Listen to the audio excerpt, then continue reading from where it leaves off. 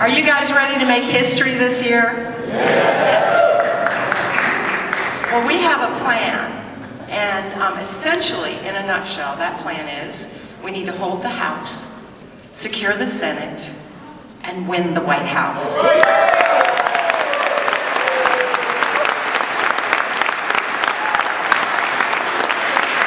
guess what? Every single one of you in this room is a part of that plan. Last year, well, no, not last year anymore. It's 2012 now, sorry. 2 years ago, in 2010, National Right to Life was involved in 130 federal races nationwide. And of those, we won 88.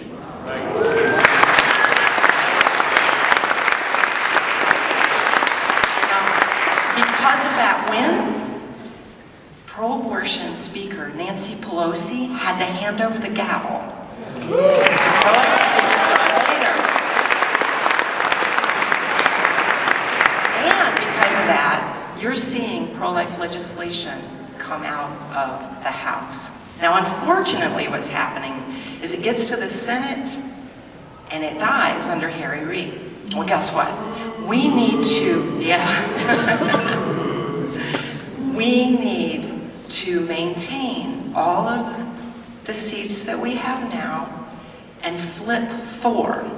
Now, what does that mean? We need you in Massachusetts. When you look at the 33 Senate races that are in play in 2012, 1/3 of them, or 1/3 of them, are going to have an Emily's List candidate on the other side. Now, an Emily's List candidate, I don't know if you're familiar with Emily's List. Emily's List is a pro-abortion PAC that only endorses the most extreme pro-abortion female Democrats that have to support partial birth abortion, they have to support taxpayer funding of abortion. They are extreme on the issue. Well, guess what? Elizabeth Warren is their doll baby. Okay? That's not good. We don't want to see, I want to be careful, I don't cross any lines here. At any rate, okay? You guys have a choice next year. And you have an Emily's List candidate or you have your incumbent senator. And it's not just your state that's impacted by what you do. It's the whole country. And whether or not we're going to rip that gavel from Harry Reid's hands and hand it to Mitch McConnell, who's pro-life, and have a pro-life agenda and start passing pro-life bills in the Senate side, you guys have a huge responsibility and we need you. Just want you to keep that in mind.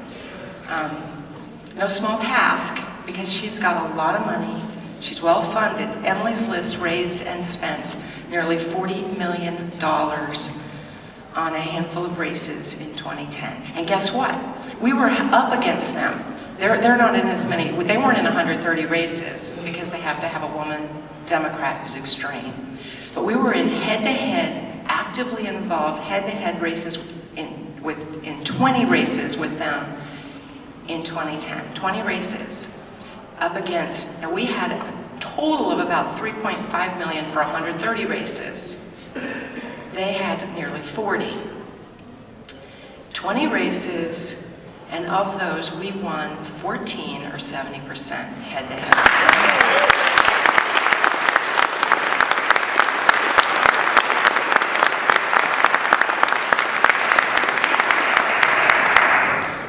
An exciting time. While I'm here, I do want to point out to you, we have a website, well actually several websites, but the PAC has a website, nrlpac.org. We have lots of tools for you. You can go on there and it's updated. For instance, if a presidential candidate drops out, we'll have an updated form for you, usually within hours. It's right now, you can go and download forms that will show you the positions of the remaining 4. Now, there are many more candidates running for president. There are actually about 326 people running for president right now. But our focus is on 4 in the Republican primary and then the one key Democrat. But all 4 Republican presidential candidates are pro-life. This is another place we're going to make history.